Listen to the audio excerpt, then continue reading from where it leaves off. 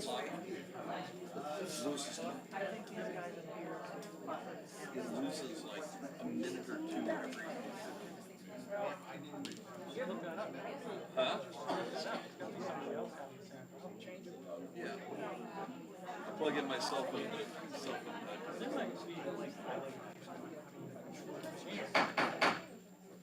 All right, we'll call the meeting to order. Public meeting statement pursuant with the requirements of the Open Public Meetings Act. Adequate notice of this meeting have been published in the Burlington County Times and the Courier Post on the 18th day of January 2026, and the Pine Barrens Tribune on the 16th day of January 2026. Additionally posted on the official bulletin board of the Township of Pemberton on the 12th day of January 2026. Those wishing to be notified of changes to the scheduled meetings were notified via email or regular mail. Pledge of allegiance, please. I pledge allegiance to the flag of the United States of America and to the republic for which it stands, one nation, under God, indivisible, with liberty and justice for all.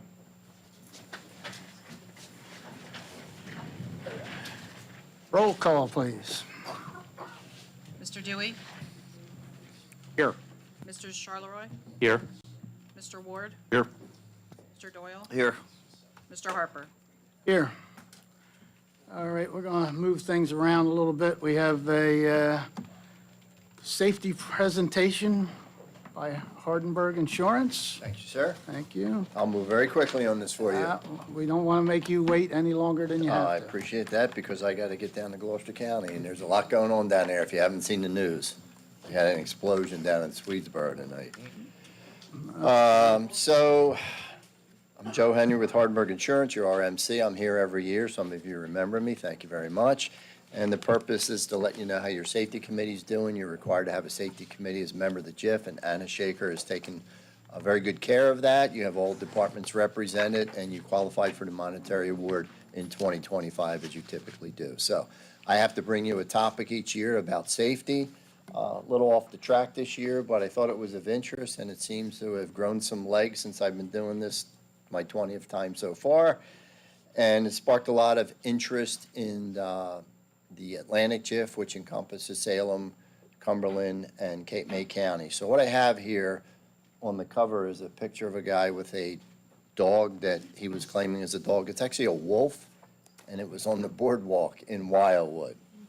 So as I said, there's in that area, there's lots of towns with boardwalks, and the question arose, what do we do? So lots of people will claim they have service animals, but they in fact do not. So I'm going to give you a little information on service animals. So under the ADA, the American Disability Act, the service animal is defined as a dog that's been individually trained to do work or perform tasks for an individual with a disability.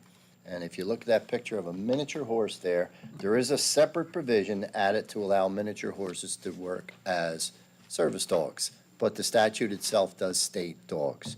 The work or the task the animal performs must be directly related to that person's disability. So regardless of what that guy told the Wildwood police, it wasn't happening. It was still a wolf. So some of the things they do, they guide blind people. They can alert a person who is deaf. They can pull a wheelchair. Amazingly, they can alert if their handler suffers from seizures, they can sense it prior to it coming, so they can alert that person with the hopes that they could sit down and not get injured. And they can certainly also calm people with PTSD. The legal rights of the service dog, as I mentioned, they're protected under the ADA, which is very, very strong. The law enables people with disabilities the right to be accompanied by their service animals in public places. Service animals are allowed to be taken into a person's workplace, and facilities with no pet policies must adhere to the law. Keep in mind, this is public places. And service animals, they're not considered pets under the law. They are considered medical equipment, which would fall under the ADA. With everything else in life, on page 5, there are a few exceptions. Restricted areas such as sterile environments in a hospital for obvious reasons. We don't want to contaminate anything. The animals are allowed on the deck of public swimming pools, but not actually in the water. And also, they may be restricted in areas such as boarding houses because of obvious pet dander allergies, and at a zoo where they could disrupt some caged animals. In identifying the service animals, this is the key to the whole thing. On page 6, there's only 2 questions you can ask of somebody in reference to a service animal. Number 1, is a dog a service animal required because of a disability? And 2, what work or task has that been trained to perform? And if you've ever been in the company of a service dog, they are incredible animals, and they do specifically exactly what their handler expects them to do. In identifying a service animal, you cannot ask the following: the nature of a person's disability, for a demonstration of a task, for certification, licensing, or identification card. There are none. They don't have to be licensed with the state. There's no fees to pay. They don't get a card to say, hey, it's a service animal. Typically, any service animal is going to have that jacket on identifying it and how and where and when the animal was trained. The service handler certainly has responsibilities and must remain under their control at all times, and typically they'll be at their feet.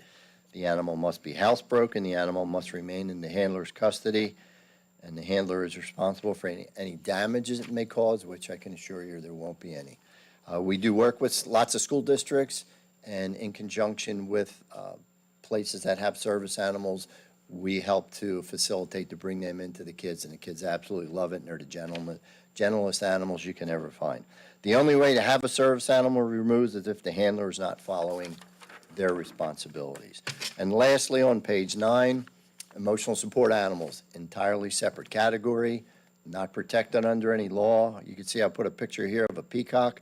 People will claim all kinds of things: snakes, lizards, cats, dogs, emotional support animals, but they don't fall under the same thing under the ADA as service animals. They don't have any access rights under the ADA.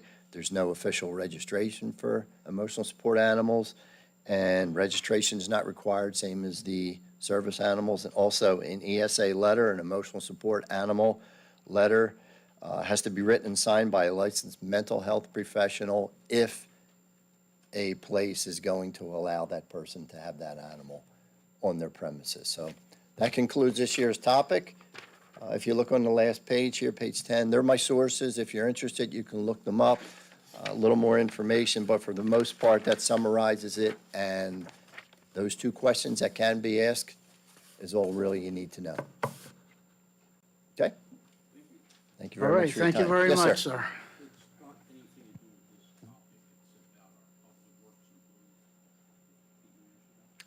Depends what the question is. I work in safety. Yes. The question I have is, they have, I call them tow truck uniforms, the pants with the stripes, reflective stripe. Is there anything stating that our employees should have those pants while they're working? In other words, like if they're plowing snow and they have to get out of their truck to clean the windshield or something like that? Yeah, I can send you the statute, but they're supposed to have high visibility on. Typically, you'll see the green, yellow, whatever color it may be, with reflectors on it as well. But I know like at night, they're Oh, plowing yeah. snow, Oh, they yes. have a coat Yes, on. they are absolutely But required. if they had the towing pants on, they would be seen immediately. I can send you that information, I would appreciate it. okay? Amy, I'll drop you a email tomorrow, and you can give me an email, and I'll see that you get it. Okay, Thank very you. good. Thank you all. All right, thank you for that. And now I believe the mayor has a proclamation to read. Thank you, Mr. President. Good evening, everybody. Good evening. Good evening, everybody. Good evening. That's much better. So this proclamation is regarding our 180th anniversary. Celebrating 180th anniversary of the Township of Pemberton, March 10th, 1846 to March 10th, 2026. Whereas the Township of Pemberton was officially established on March 10th, 1846 by an act of the New Jersey legislature, marking the beginning of a proud and enduring municipal legacy.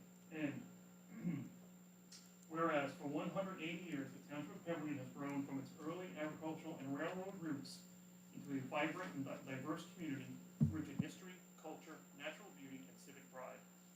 And whereas generations of residents, business owners, civic leaders, volunteers, veterans, and public servants have contributed to the development, preservation, and progress of the township, shaping it into the community we proudly call home. And whereas the township's many historic landmarks, including the historic Pemberton Railroad Station and its treasured natural resources such as Red Hocus Creek and the surrounding Pinelands region, reflect the township's deep connection to its heritage and environment. And whereas the 180th anniversary provides an opportunity to the township's past, celebrates its present accomplishments, and inspire a shared vision for a strong future. And whereas the township of Pemberton will commemorate this milestone throughout the year under the celebratory theme, Pemberton 180-365, recognizing the resilience, unity, and community spirit that have defined Pemberton since March 10, 1846. Now therefore, be it proclaimed that the Mayor and Township Council of the Township of Pemberton do hereby recognize and celebrate March 10, 2026 as the 180th anniversary of the Township of Pemberton, and encourage all residents to reflect upon our shared history, participate in anniversary events, and continue working together to build upon the strong foundation established over the past 180 years. Be it further proclaimed that this milestone anniversary stands as a testament to the enduring spirit of Pemberton and its people, and we proudly honor the legacy of those who came before us while embracing the promise of generations to come. That's our history. Be proud, Pemberton. Thank you, Mayor. And just so everybody knows, we're kicking it off on March 10th. There's going to be a little thing at the train station on March 10th from 1 o'clock to 3 o'clock, I believe. Is that correct, Mr. Kendall? Yep, all right. Now we're moving on. Closed session, Resolution 81, 2026, authorizes the council to go into closed session. I understand we have a few things to discuss in closed session. Could I have a motion? Make a motion. Second.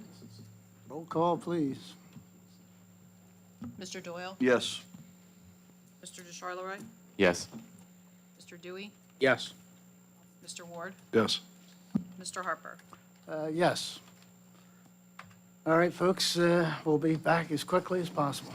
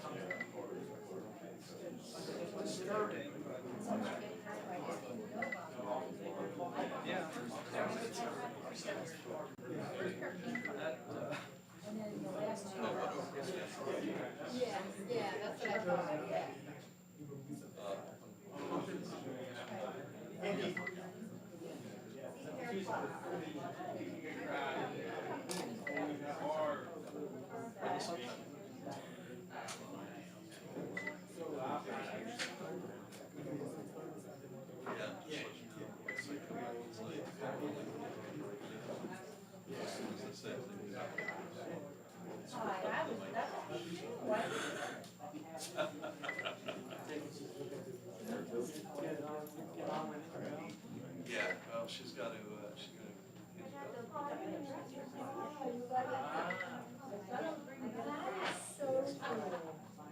This is Friday.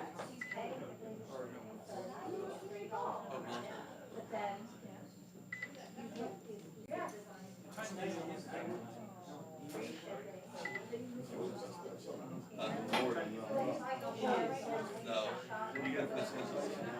Yeah, I would then.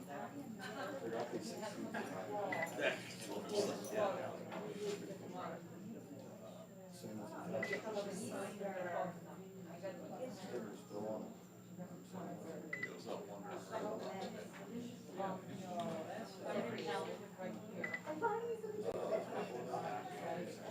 All my patients love my glasses when I come in, I go, which one? I should have Oh, really?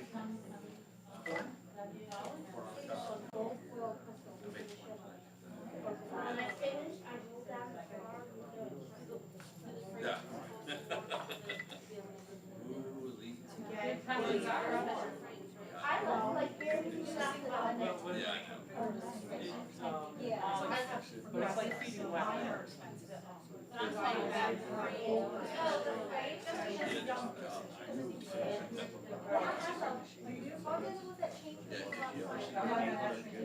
The rest is this, you can see far in here, and then I see clothes I look down here, and then I have computers. So my list does all that.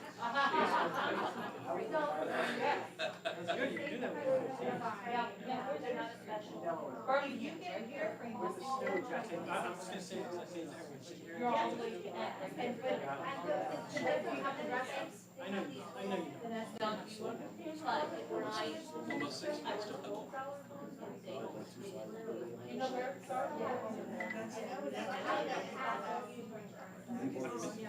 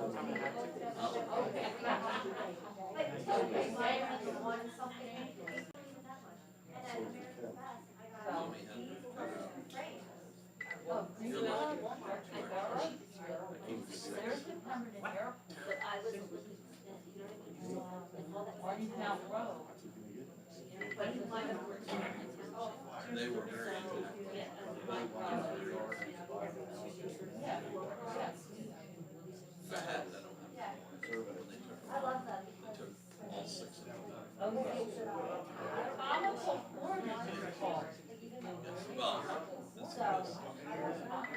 they were impacted.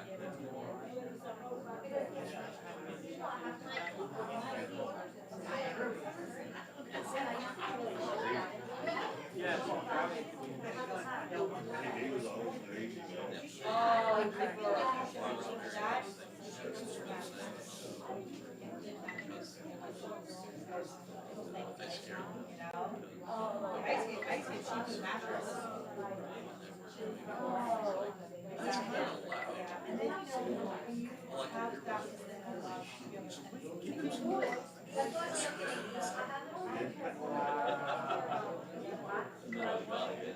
And it was funny.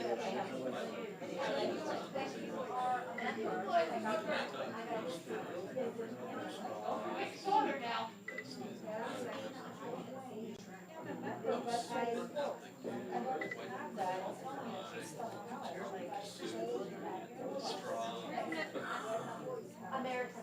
Well, I tried to turn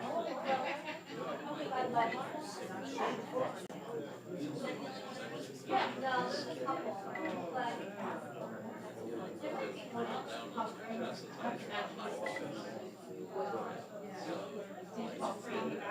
I'm sitting there drinking Yeah. violence like Okay. My next one. and I'm sitting looking at stuff out. He's just like, Oh, yeah. Yep, put them right on.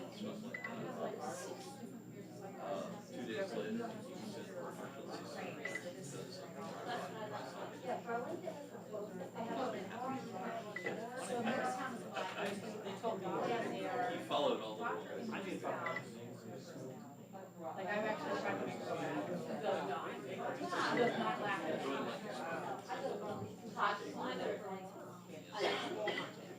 That woman is good.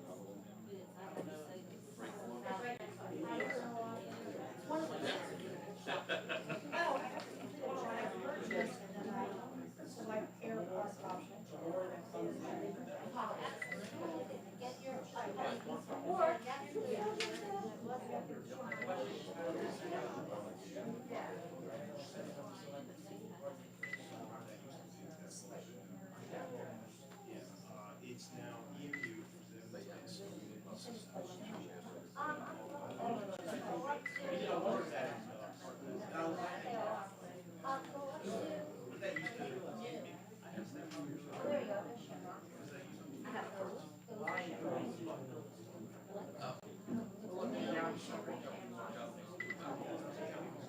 Oh, okay. Oh, for Michelle. Sorry.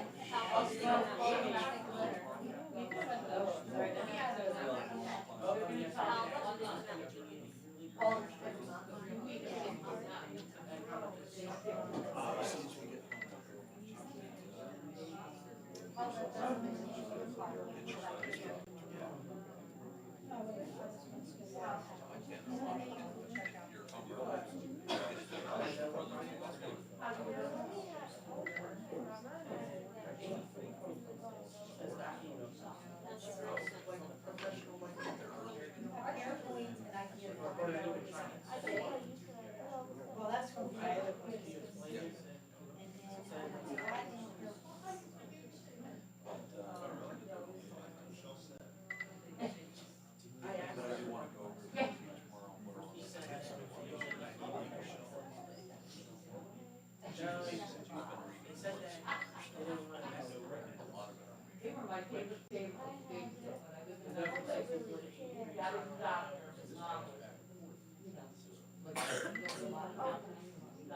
I did all the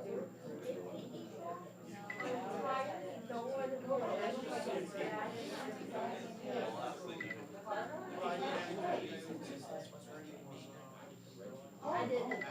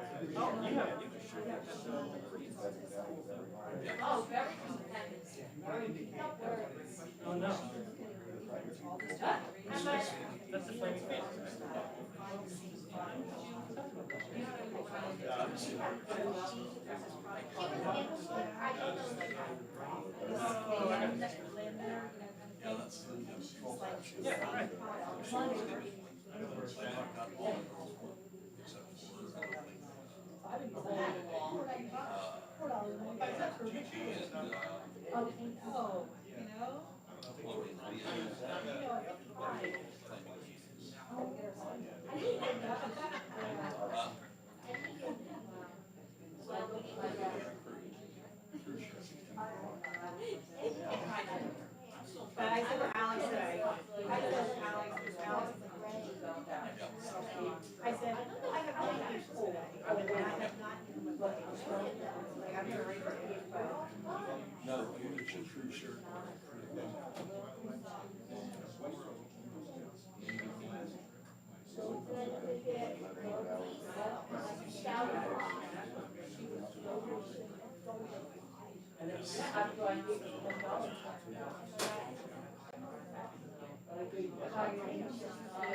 Sharon and I.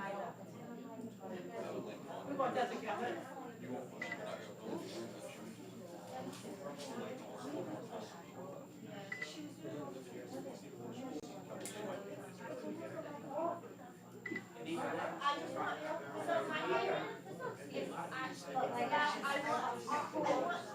More than one shirt to wear for empty. Right now, I have scout shirts, adult. So I just want more shirts. So are we wearing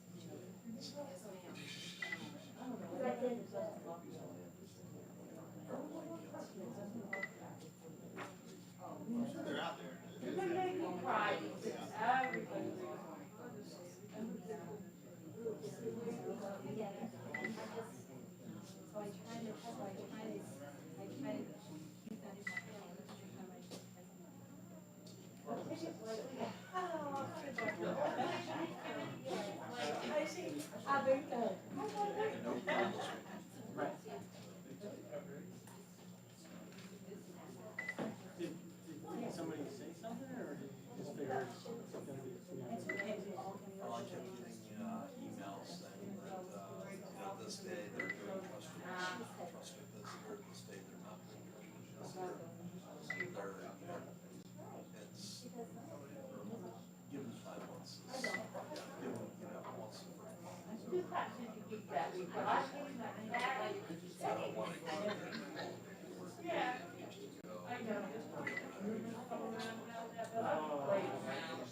so they can change that? Oh, yeah, I will change today to tomorrow. Used to be the head of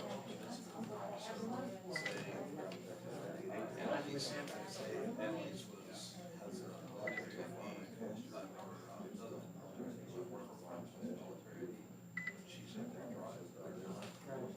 Used to be the person passengers off, yeah, they're like me, and they're like, strict them. They can't do that right now. That's what I said. You know what? A lot of things.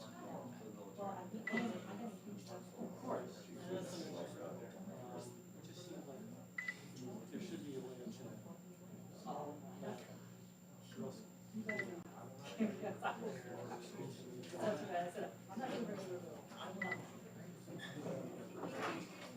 Put it this way, military is such that I had a student.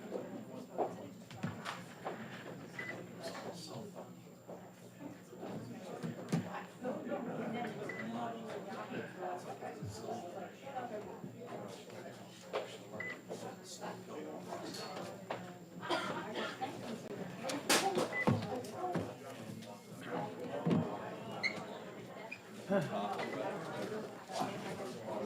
Let me know when you're ready. I'm ready when anybody else is.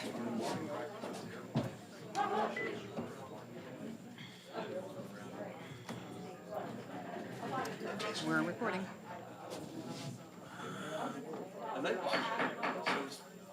All right, and everybody please sit down, please. There's going to be no formal action taken from the closed session. Next, we're going to move into public comments. The council's intention is to preserve the level and respect, courtesy, and civility required to successfully conduct a public business. In this regard, the council should be addressed during all participation as a collective body and not individual members. In order to respect the speaker's time, council members will not engage in a dialogue or debate with the speaker. However, council members should feel free to Ask the speaker a question or questions once recognized by the council president for the purpose of clarification.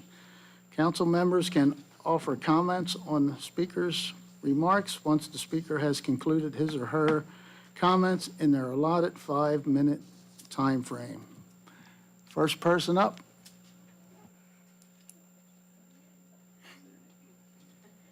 Hi, I'm Dolores King. Do I have to say? 247 Amherst. I am here to, I'm so sorry I didn't bring enough invitations, but I'm here to invite you to my Eagle Scout Corps of Honor. I have invitations here for all the councilmen.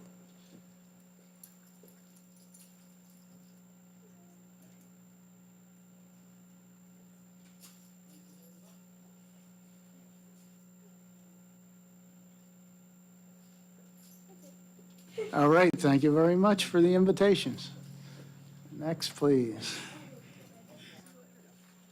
Good evening, everyone. Good evening, Mayor and our council and administration and our chief of police. My name is Mildred, but everyone calls me Millie Tuchez, and I live at 23 Leland Street. So like many people sitting here tonight, I think we all love this town, right? We love the people in it, and we love the potential that this town has. So I'm just going to ask a few questions about some of the things, some of the resolutions, because I always like transparency, as we all say that we want, and clarity, right, on all the issues that are coming up and the ordinances that we're hearing, and first time, second time. So the first one that I want to ask a question is 84-2026, the agreement with Occupational Training Center for Janitorial Services. What is the annual cost of the agreement, and how long is the agreement term? The second one is actually 87-2026 and 88-2026. Together, they equal $142,250 in engineering contracts. One of the questions that I have is that I see that we have a few engineering contracts. Safety and insurance provisions are included for the event, and will the township incur any costs related to the Water Carnival? 92-2026. So I see appointment of Council President Harry Harper as mayor's designee to Pinelands Municipal Council. That's wonderful.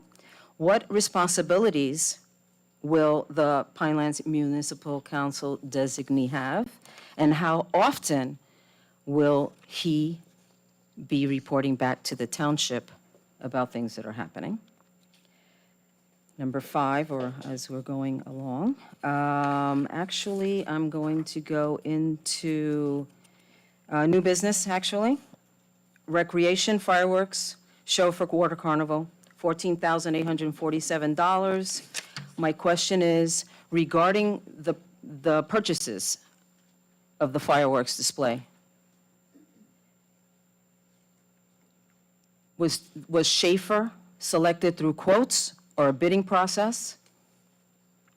That's my question on that. And then community development in the amount of $19,872. Is this software used for permits, inspections, or property management? Is the $19,872 an annual cost or a multi-year license? And was the township able to evaluate alternative vendors before renewing? And those are my questions. Mr. President, since she picked the one I was going to pick, can I start with that? Sure, go right ahead. Which one's that? That would be for the Occupational Training Center. I actually took the time to do the math because I was looking at those numbers for each building, and it seemed like it got kind of high. It's confusing, but. Oh, it's not confusing when you hit it with a calculator. Comes to a total of $105,474 a year. No, it's Candace can straighten that out for us. We all had a little problem reading it. I came up with a high number too. But go ahead, Candace. The way that the contract reads, it seems as if some of the costs that are of a whole seems like that's supposed to be a monthly amount. It actually is only $46,470.32. And I do have it broken out in an Excel sheet that I can send to you for clarification. So it did go up 8% from last year, but they added an additional building and gave us an additional month for the athletic complex with that increase. And we were made aware last year that the increase was going to be 8%. So we actually kind of made out pretty good. And 8% may seem like a lot, but it was 43 and some change last year. So it is slightly minimal. Well, I also see that it's guaranteed through 2027. But my Yes. question is, when I do the math and the calculations of all the numbers that were given to us, I come out with 105. Yeah, So- it reads, it's odd the way that it's written. And then I sat down with one of my employees because they had dealt with the OTC contract in the past, just to make sure that we were calculating it correctly, even though it's written the way that it is. So we're looking at 46,000 and some change this year for that contract. So 46,000. So 46. the numbers we were presented with that we were going to vote on tonight were more than double what they actually are. No, the amount's 46,000. It is 46? Yes. Mhm. Okay. It's just the way it's worded in there, because I personally went to Oh, yeah, Candace's office and went through this, and, you know. I'm looking at 105, that's 2 employees. Yeah, I got looking at it too, and then we worked it all out. Yeah, so it is 46,000 for something, and it's spelled out, so. And what township facilities will be covered under this janitorial agreement? Everything except for here. Does the library, 5 other, five other buildings. Nesbitt Center, Dominic Johnson, Senior Center, I believe, BMIA, Country Lakes Clubhouse, yeah. And then it takes care of cleaning the bathrooms at the sports facilities for That's 10 important. months out of the year, you know, so.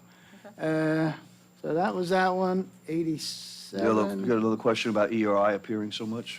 Yeah, well, ERI is It's our engineer. our appointed engineer for the town for the year. We do from time to time put things out to bid. Limo's also one of our engineers that we have for special contracts. I think they're handling 3 projects right now, but you know, we usually go with our, you know, appointed engineer for the year unless it's something, you know, we deem that needs to have multiple bids and stuff, yeah. Yeah, it's always good to have multiple bids. And options. we do those. 90. Treasure Island? Treasure Island. I don't know who would best be able to answer our insurance liability there. I mean, I know we have a clause, you know, yeah, sign a waiver that, you know, we're not responsible for anything. But there are waivers and stuff signed. Will the township incur any costs related to the Water Carnival? Well, you'll see, brought up the fireworks, we're going to incur Well, those besides costs. that. I think Township employees being on, all the township police employees, officers, I believe absolutely. I believe there's some. It's a big event. you Do we know, Porta potties involved. do we have a ballpark figure of what that's going to cost? Kendall, you got any kind of numbers on anything yet? Yeah, If you don't, you can, I mean, you know, it's a work in progress, Millie, obviously, we don't have everything Yeah, it's nailed down. definitely a work in progress. You know, various things from, you know, whether it's the moon, you know, the kids zone for moon bounces and various things, but we will offset some of the costs through vendors and various sponsorship as well. So we are definitely working hard to not incur as much cost for the I'm all township for the Water as Carnival, possible. don't get me wrong. I'm missing it. And as far as for 92, I'm being appointed to the municipal council, Pinelands Council. They haven't met in over a year, but they do look for appointees from the different municipalities. And since I do go to most of the Pinelands meeting, I guess that's why the mayor chose to Sure. appoint me. Makes sense. You know, that way we have a voice there when they do have meetings, but they have meetings very infrequently as far as this municipal council, Right. okay? So whenever there is one, we can expect that you'll let us know what's happening. I will do my best to be there. That's Yeah. great. Okay, and I think we already answered the fireworks question. There were 3 bidders on that fireworks thing, so, yeah. Speaking of the fireworks, while we're talking about it, when our prior mayor was in, and that was canceled last year, that money was supposed to be pushed over into the celebration for this year, right, Danny? That was going to be one of my questions. Very good. I thought prior to his Yeah, leaving, we We were had a supposed to pretty carry, hard disagreement that didn't happen, and it was supposed to, right? From a budget standpoint, we cannot take funds from last year and save them for this year. Those expenditures essentially stay there as a reserve to be used and then Okay. eventually go into surplus. Okay. But now, residents that actually paid to occupy a space or whatever, they got reimbursed when it was canceled, right? I believe, yeah, they were all reimbursed, yeah. And then the last one is the community development. That is an annual contract. yeah, And it's for all of the things that you spoke on. Basically, it runs everything they do within the department, keeps them up with state guidelines, yeah, all the things he needs to do his job. it's proprietary software, so we either use them or we have to start looking ahead of time for somebody new, yeah, so, and, Well, it's easier to look when you have one already. It's Yeah. like, it's easier to get another job if you have a job. yep, yep. So, yep, you know, so, it's good to start looking. But thank you very much for okay. your answers. Thank you, Millie.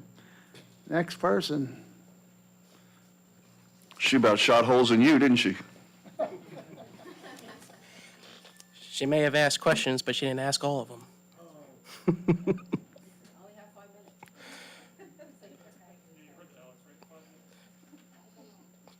I plan on having a filibuster.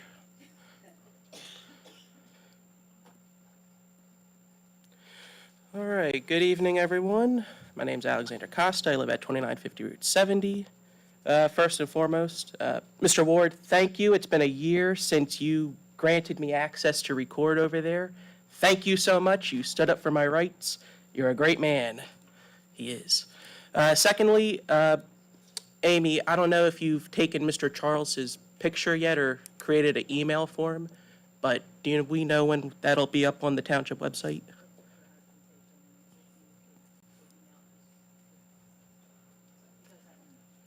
All right. No, I didn't see it. All right.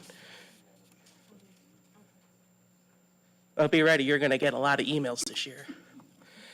First and foremost, I want to start on 64, 2026. I would like to know if there is a site plan map available for the public to see for the scope of the project layout. For 84, 2020, never mind, she answered my question. 85, 2026. Is this one of the last projects ARH will be involved with the township?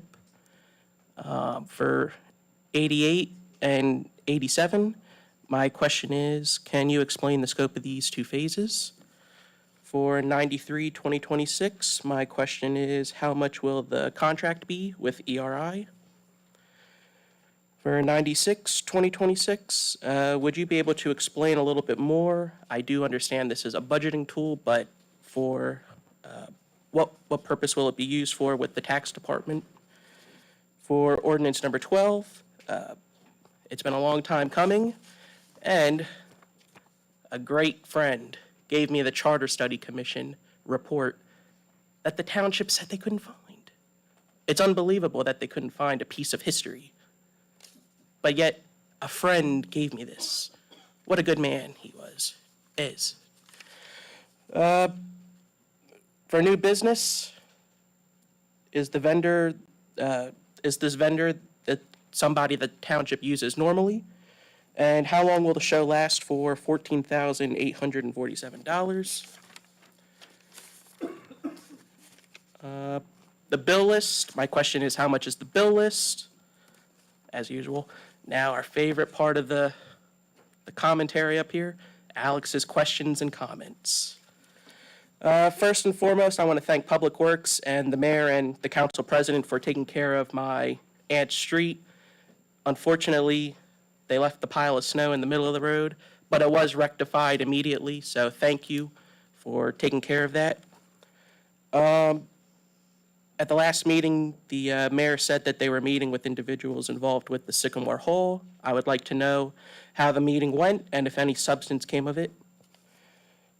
On June 18th, 2025, the council passed a letter demanding the former mayor to reimburse the township and its taxpayers for incorrectly paying vacation time to a township employee. My question is, what is being done to recoup this, and are we charging interest on every day that it is not paid back?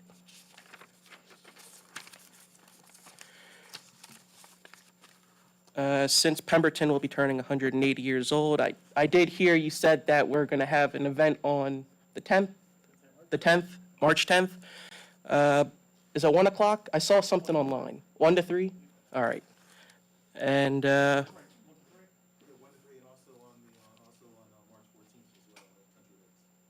right. What time's the 14th? 2 to 5. All right, thank you. And, of course, a lot of people know, we have some very serious things going on overseas. I do implore people that if you do see something suspicious or somebody that's acting, not normally normal, please if you see something, say something, report it. I don't know if you should call the non-emergency number, correct? Call the non-emergency number. But if you do see something very bad, do call 911. It's always imperative that public safety is put forward. And how are negotiations moving along with the EMS building?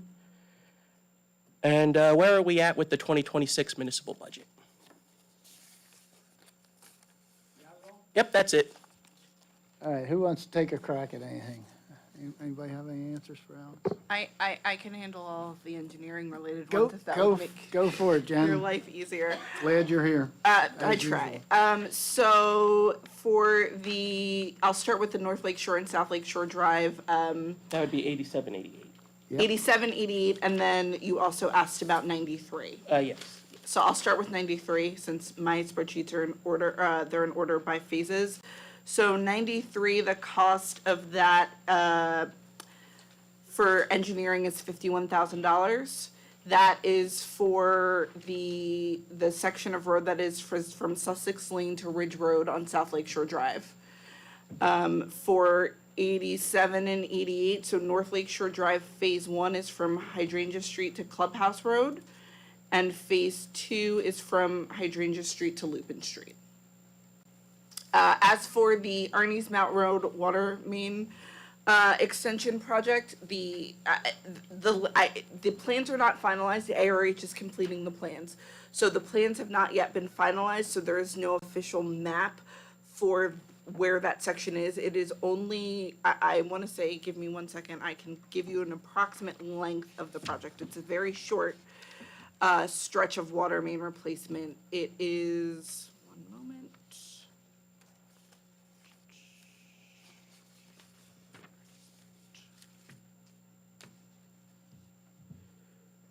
Excuse me. It is for approximately 1,200 feet of pipe that goes from basically where the Wawa is on, I always get these roads confused, but it goes. Arnie's Mount. Arnie's Mount Road, thank you. Goes from basically the Wawa and turns the corner onto, Fort Dix. thank you. Literally my brain just blanked, I apologize. And it's it's only 1,200 feet of pipe from that section to that section. But the actual limits are on the plans that are not yet completed, but that's all that project is for. All right. I'll take the finance ones. So for 96, 2026, we're establishing a change fund. Right now, we have a petty cash fund. Typically, we're only utilizing it to keep money in the till for the tax collector. There is a whole process behind that, and since we're using it for change, it makes sense to basically dissolve the petty cash and acquire a change fund, just so that they have money in their drawer. All right. All right, so as far as the bill list is concerned, the total is $884,947.47.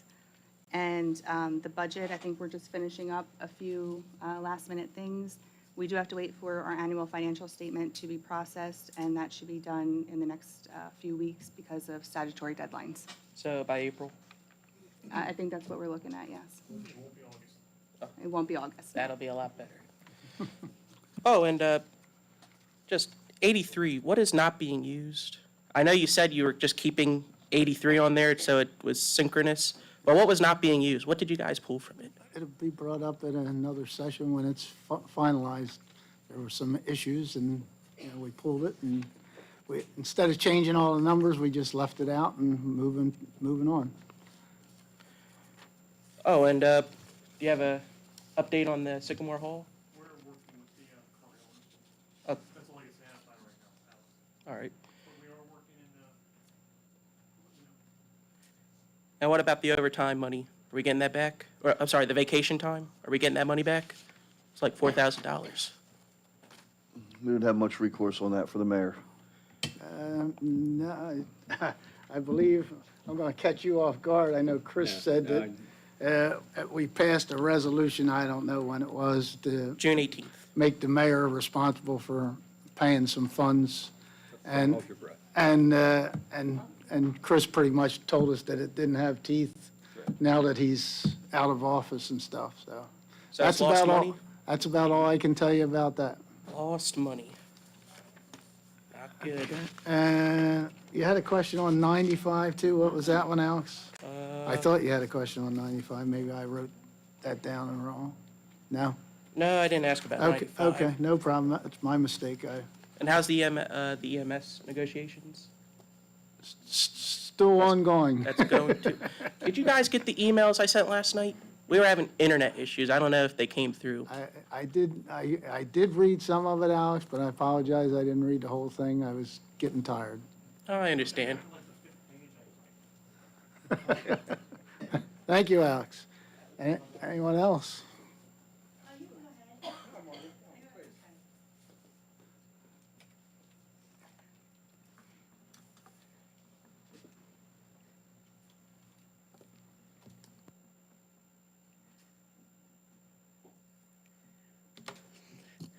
Good evening, Mayor, members of Town Council, and residents of Pemberton Township. For 106 years, the Browns Mills Improvement Association has brought neighbors together and strengthened this community. My name is Marty Graf Wenger, and I'm proud to serve as president of the BMIA. Before I move to our events, I just want to thank the Town Council for reconsidering the lake management chemicals that had previously been placed in the budget.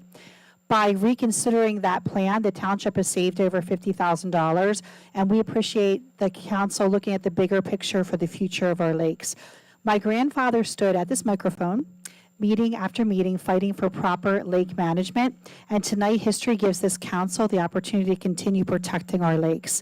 Browns Mills has long been known for wellness and natural beauty. Historically, people traveled here to restore their health and enjoy the lakes and the pine forest. We are also home to Deborah Heart and Lung Center, one of the most respected medical institutions in the country. Because of that history, dumping chemicals into our lakes is counter to the reason this community was founded, and we truly appreciate the council reconsidering that approach. Browns Mills still has the opportunity to build on that identity as a community of wellness where people come for nature, recreation, healthy living, and connection. I would also like to thank Kendall, Justice, and TJ from the Recreation Department for the fantastic meeting we had together. We discussed many ideas for our town, and the possibilities truly feel endless. The BMIA looks forward to partnering with Recreation whenever we can. There is an ordinance tonight, and it is ordinance number 12-2026. And it's authorizing the submission of a question on the ballot for the election of a charter commission in accordance with the NJSA. Currently, our township operates under the Faulkner form of government, and many of our BMIA members have expressed concern about how this structure has functioned, particularly the authority it allows without requiring meaningful debate among council members. The BMIA supports giving voters the opportunity to reconsider this system and potentially move towards a structure that encourages open discussion, transparency, and fairness. Many municipalities in New Jersey operate under the council manager form of government, where the council debates policy openly and a professional manager handles daily administration. This structure encourages balanced decision-making, shared responsibility, and accountability to the public. Ultimately, we believe the voters of Pemberton Township deserve the opportunity to decide what structure will best serve the future of our community. Now, I'd just like to share some upcoming BMIA community events. This Friday at 7 p.m., we will host Mardi Gras karaoke at the BMIA building with masks, beads, and lots of fun. BMIA members will also receive a ticket to enter our super secret door prize box. March 14th at 8 a.m., come join us at Clean Communities. They're meeting at the Dominique Johnson Community Center at 8 a.m. March 22nd at 2 p.m., Coffee with a Cop with members of our police department, including Chief of Police Glass. March 28th at 10 a.m. is Brunch with the Easter Bunny at the BMIA building. This is our fundraiser that we are supporting so we can support our community programs. Tickets are only $10 and children under 10 eat for free. We will have a bunny there to take pictures with and a backdrop and chairs, and Harvey the bunny from the Bunny Rescue will also make an appearance. April 3rd at 7 p.m. is our 1970s disco dance party at the BMIA. May 19th at 6 p.m. This just hit the presses. Human trafficking awareness and training at the BMIA building in partnership with the Pemberton Township Police Department, Recreation Department, and the In His Image Justice Coalition. This event is open to the public, and more information is available online on the township site and then on our Facebook page. We do have one small request this evening regarding Wi-Fi access at the BMIA building. When we run community events, presentations, and programs, we currently have to rely on mobile phone hotspots to access the internet. For example, this Friday's Mardi Gras karaoke requires us to stream music through a hotspot, which is not the most reliable thing. If possible, we would respectfully request that the Wi-Fi credentials for the building be shared with the BMIA so we can run these events more smoothly for the community. We would greatly appreciate the council's consideration. Membership in the BMIA is only $15 per person or $20 per family for the entire year. Like I said, for 106 years, the Browns Mills Improvement Association has proven something powerful. When neighbors come together, great things happen. My great-grandfather helped start the tradition in 1919, and I'm proud to continue it today. Browns Mills has always been a place where people come together to protect what matters, support one another, and build something better for the next generation. The future of Browns Mills will always be built by the people who live here, care here, and believe in this community. So thank you very much for your time this evening, and thank you for your service to the town. Thank you, Marty. I'm sure the business administrator will look into Wi-Fi access at the BMIA. Thank you very much.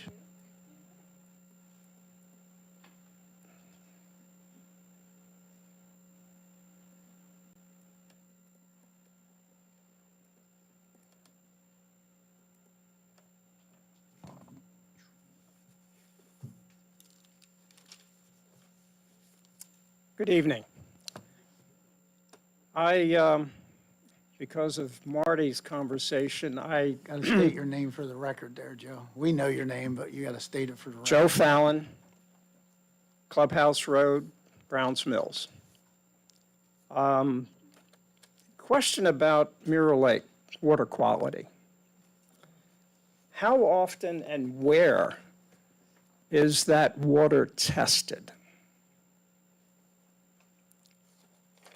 And I only ask that because the finger of lake that sticks in my property, it comes in, we have property on both sides. That finger has a drain from the street running down into that little finger of lake. I've been there when some of that water has been draining off. And I wondered where we get the water quality test from. Just up at the beach? Or is it down where people are fishing? Or where exactly?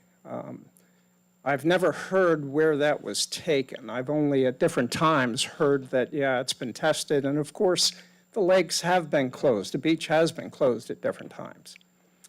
So I really would like to know that, and that was not what brought me up here tonight, but it just prompted the question because it's been a question in my mind.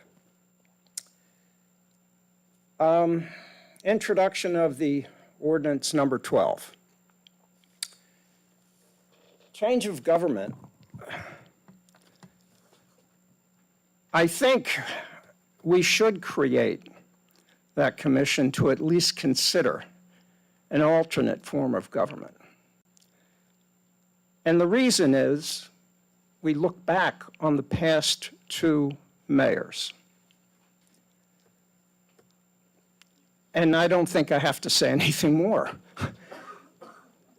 We really need to have control and not have someone, not you, Mr. Mayor, run amok and make decisions without some kind of consideration from the council. And if you all had a manager that answered to the council, it would take a group of you to either negate or approve. And that's what's been lacking. So I just say, yeah, look where we've been, and yes, it's always about the people, whether it's the people we elect up here or whether it's the people we hire. We can see the history right now at the mayor position. So in terms of what it's cost the township, not just in monetary, but in the loss of good staff that has forced us to hire new people, when we would not have had to do that had we not had a mayor running amok. And that cost is a hidden cost because we can't define that. All we can do is say, yeah, it's cost us good people. So at the end of the day, at least give the township residents the opportunity to say, yeah, we'd like a change, or no, we think we're okay where we are. We did this before for a good reason. It turns out things have changed, and experience has indicated we need a better control over the head of our government, the way it's running here in the town. So I thank you for your time, and I do appreciate you all putting out all the effort you do for the benefit of the township. It's a difficult job. Thank you. Hey, thank you, Joe. As far as the water testing, the county's responsible for that. So I don't know how often they do it, but I'm sure we could reach out to the county and get a little more information. But that falls under their responsibility. Well, They do monitor the beaches, Presidential Lakes, Country Lakes, and Mirror Lake prior to the beach being open. right. And then they come back and check them again. And also, the federal government has been monitoring the water in Mirror Lake because of the issue on the base. Well, that was another question that came up because it does feed in off the base. Well, in terms of the county, I would be questioning, yeah, it's their responsibility, but we're all using it. And that's a valuable resource for the town. I mean, it's one of the attractions. And I just suggest we have a vested interest in making sure that that water is as good a quality as it can be for all the township residents and anybody that's coming in from the outside, actually. Anybody that swims in that lake, you can't help but get a mouthful. So, thank you. No problem. Like I said, I'll reach out to the county. I'm sure they probably have it somewhere on their website, but I'll find out. Okay? Thank you.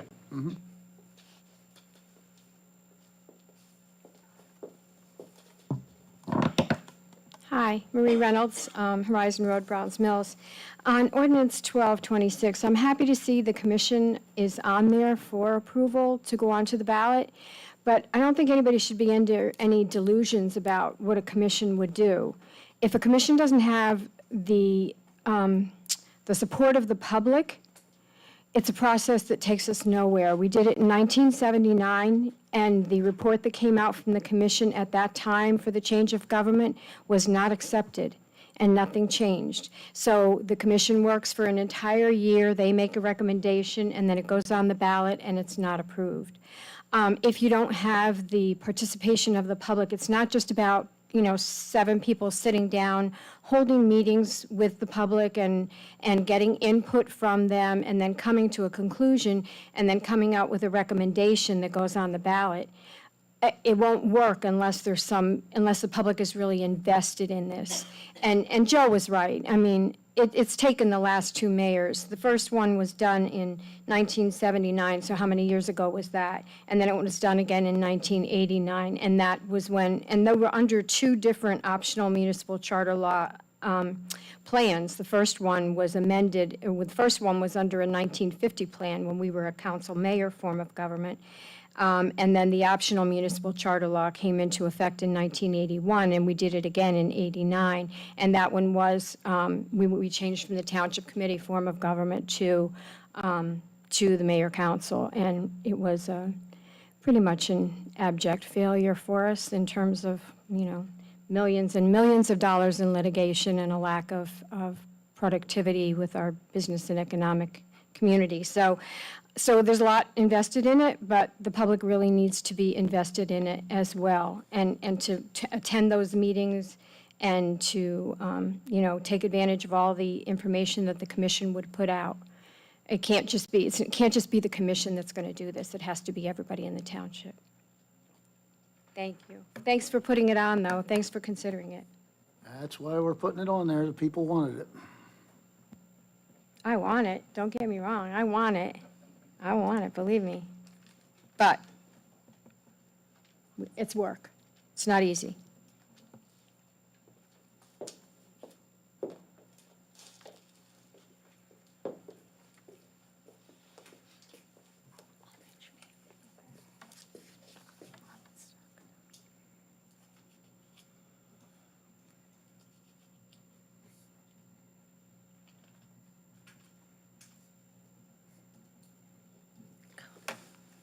Okay. Hi, I'm Shelby Beatty from 61 Gladiola Street. Good evening. I'm a proud Girl Scout from Troop 21072. Tonight, I want to start by saying thank you to our community for 13 years of support. Because of you, our neighbors, leaders, customers, and volunteers, I've had opportunities that shaped who I am today. Over the past 13 years, I've sold approximately 7,500 boxes of cookies. That number represents so much more than just cookies. The money raised through cookie sales has given my troop and me opportunities many girls may never get. Because of our cookie program, we've been able to explore new places, experience different cultures, and learn by stepping outside of our comfort zones. Travel has been a great part of my development. It's helped me become more independent, taught me how to adapt to new environments, and allowed me to see the world from various perspectives. Girl Scouts has taught me a sisterhood like no other. The girls I've grown up with in this program are more than just friends. They're the people who know me best, support me, and celebrate my successes. That sense of sisterhood is something I know I'll carry with me for the rest of my life, long after my time in Girl Scouts. As I look ahead to college and adulthood, I'm forever grateful for the experiences, memories, and connections Girl Scouts has given me. They've helped shape who I am today and who I hope to become. Thank you for believing in Girl Scouts, for supporting our cookie programs, and for helping make these opportunities possible. Also, our last ever cookie booth/closing celebration will be Saturday, March 14th from 9 to 12 at the Little Red Schoolhouse. Thank you. Thank you. Anyone else?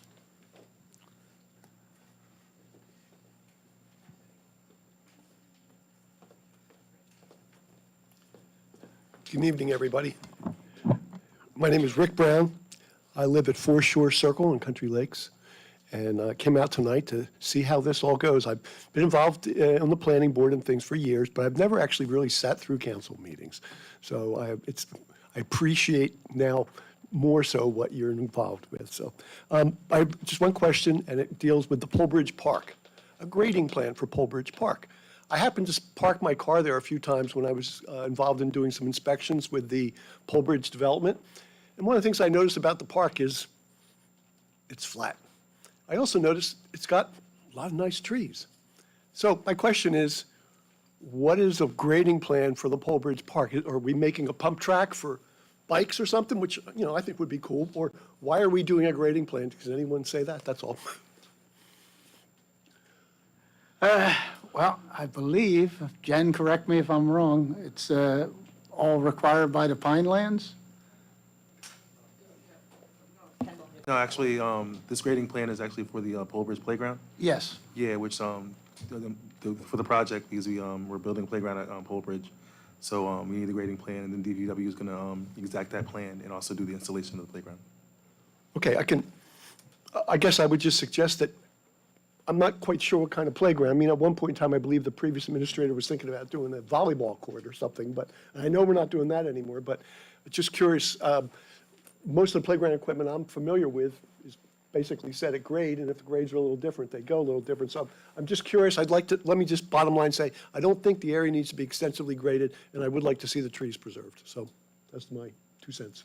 We are not, the trees are staying. Part of the survey is to identify the location of the trees to ensure that the playground equipment will not be placed in any of it. Like it said, this is also in the Pinelands, so we also have to make sure that we have our I's dotted and T's crossed on that accord. So it's not an extensive grading plan, but to ensure that everything is placed within the boundaries of the township-owned property, a survey needs to be done, and we just need to make sure that it's all gonna drain properly. So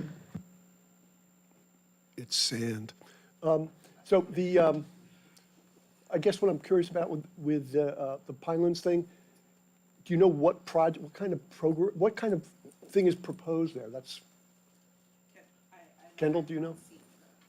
Yeah, it's actually 2 parts. It's a composite playground that actually for ages 5 to 6. Okay. I'm sorry, forgive me, 5 to 12, which is the older playground, and then ages 2 to 5, which is a smaller playground.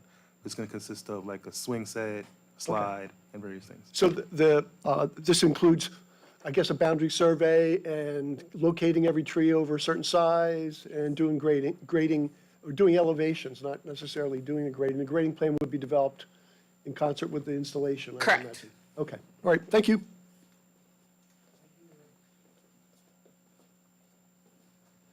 Anyone else for public comment?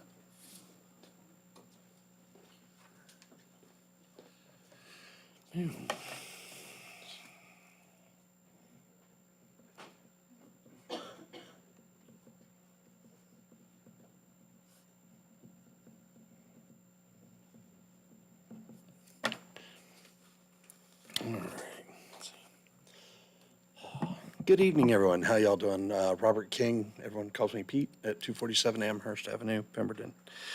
Let's see, I want to start off with just to let y'all know, the young lady that was here earlier today, on this last snowstorm, she wound up shoveling over along University there. She shoveled from Lafayette all the way down to Rutgers along the sidewalk there. She did about 10 hours. And when I asked her why, it was so that the kids who were going to the bus stop didn't have to walk in the road this time. So got to give her kudos on that. So that was a lot of work she did. And she did it by herself, and she didn't ask for any money or anything like that.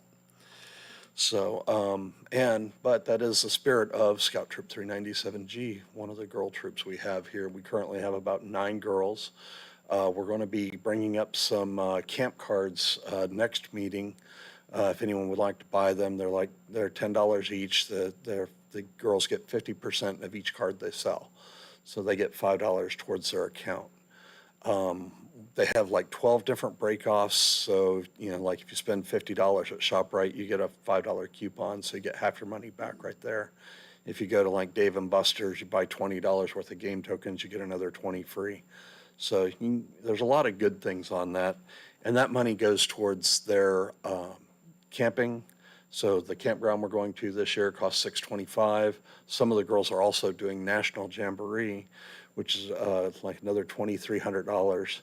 And then some of the girls are actually also doing what's called National Youth Leadership Training, which is another 200 and something dollars out of their pockets to go to all these trainings. So when you see the girls out there, that's what we're trying to hold the fundraisers for, is to help alleviate the parents some of that. And they're also getting a lot of valuable experience in there. About the schools, did anyone go see the SpongeBob play this last time at Helen Fort? If y'all didn't, you missed a great time. It was really good. So, and the one they did at the high school before that was also really good. So, all right. So, my question on the roads there are, for Lakeshore, what are they doing? Are they like digging it, grading it down, grinding it out, and putting down new pavement? Or what are they doing?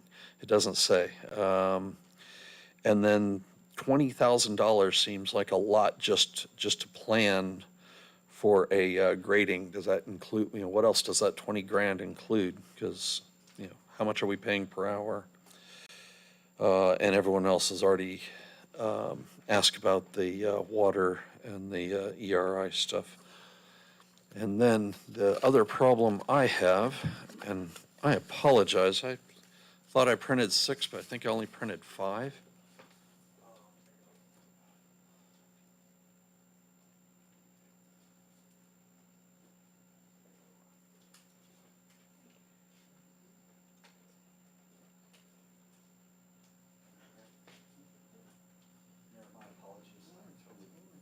I'll email you the pictures. All right, the pictures are what you're looking at is the corner of Amherst and University. That is supposed to be for, the ADA ramps. As you can tell, they are below the level of the road. The one picture was taken the first day when we were doing all the shoveling. The second picture was actually taken today, and the water is still there. And if you drive down University, you're going to see almost every corner has water puddling in it. So, we have our kids walking, like I said, my daughter did all that work to get the kids a nice, safe place, but now they're all going to have to trod through water just to get to the bus stop. You see what I'm saying? And if it freezes, what are we, what are we going to do? It's, if we shovel it, and try to break the ice and get it off there, it's, where's all the water going to pool right back to? Right there. I've complained about this before, and nothing was done at that point in time. But the engineering firm came out, said that the pitch on that ramp was, at my house is actually too great of a pitch, so it just makes the water run right down there. And then with the actual ramp being below street level, it just puddles. And then my last thing is the Safe Roads to School. We did that for years and years. There was a couple things here, we're doing this, we're doing that, but nothing ever came of it. And what happened to all the money? Did we actually receive the money? Did it earn interest? Did that get put into a time? What happened for all that cash for that Safe Routes to School? So that's it. Okay. What was the intersection of that? University and what, Pete? Amherst. Okay. Okay, Jen. So your question actually all ties into multiple things. So this intersection is included in the Safe Routes to School, which we are still doing. The contractor is going to be starting on that work in mid-March. The intention was for them to start earlier, like last year. But there was a few hiccups that we needed to work out. They are now all worked out, and they are scheduled to start work on that in mid-March. So this will be taken care of, and we are still working on the Safe Routes to School money. I have been in talks with Rowan, the design engineer who's working on Phase 2. Phase 2 is in the process of being designed as we speak. Okay. So, and then what's going on, what are they actually doing to North Lakeshore? That was the first question I was going to answer. I apologize. So for the road programs, it really kind of depends on what our inspection looks like. In some places, it's just a 2-inch mill and overlay. In some instances, we do mill down and do an actual base repair on portions of the road and then bring it back up to grade. But it really all just depends on the state of the road. Most of them are going to just be 2-inch mill and overlay. And if a base repair is needed, that will be done as well.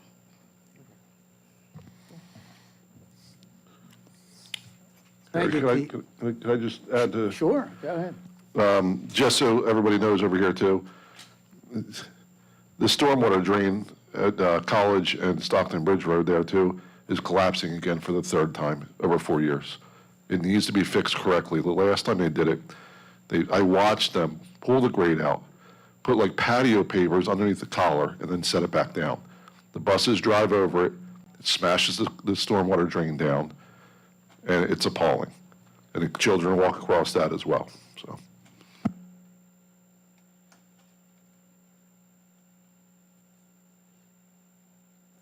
Okay.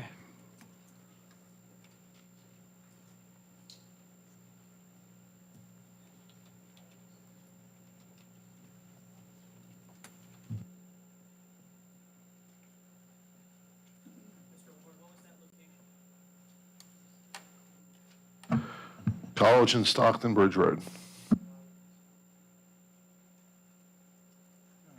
Good evening, everyone. Mike Salka, 92 Scrapetown Road. First, can someone verify, because I don't know who did the messed up parking lot at the Dominique Johnson Center. Can someone just verify ERI was not involved in that in any way? Okay, that's good. Just want to make sure, because whoever did that one, they should be paying us back. Huh? Oh, okay. Just asking about the parking lot, make sure ERI is not involved in that, at that center, or for this grading plan, okay. Next, I'm all for the distracted driving effort, but I guess since the police chief is here, what about all these vehicles that drive around with tinted plastic over their rear license plate, no front license plate, full windshield tinting, where not a single state allows that. It's illegal in every state. You don't even have to see them. You can drive up and down the streets that when they're parked, pull over, give them a ticket. Why aren't we doing any of this? That's distract. How do you even know if someone's distracted driving when their windshield is blacked out, when their front doors or front windows are blacked out? Why aren't we enforcing any of the tinting laws? Or the whole thing where people are driving around where you don't even know what their license plate is. If someone does something to me and drives off and hits me when they have a blocked license plate, how can I even report that? How do you, my insurance is just going to go up because I'm going to end up having to pay for it because I can't prove who was the other party. The distracted driving, I'm for it, but it's not just phones. It's people putting on makeup while they're driving. It's all kinds of other stuff too. So it's not just phones. But my question is, how do you even know if they're distracted driving when their whole car, their vehicle is blacked out?